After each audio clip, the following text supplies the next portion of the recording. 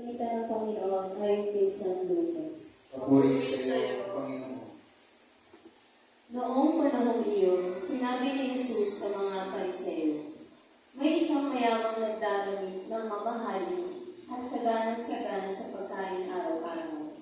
At may isa namang pulubing nagngangalang Lazaro, tadtad ng sugat na nakalupasay sa may pintuan ng mayaman upang mamulot kahit mong mahulog mula sa hapag ng mayaman.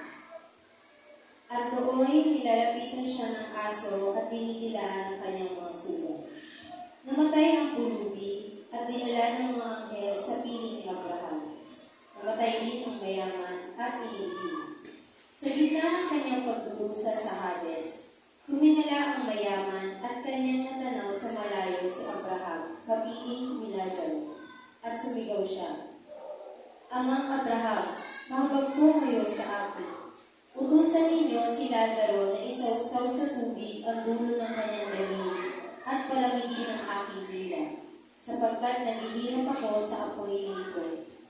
Ngunit sinabi sa kanya ni Abraham, Anak, alalahanin mong nagpasasaka sa buhay sa ibabaw ng lupa, at si Lazaro ay nagtiis ng kahirapan. Ngunit ngayon inaaliw siya dito, samantalang ikaw na may nagdulo.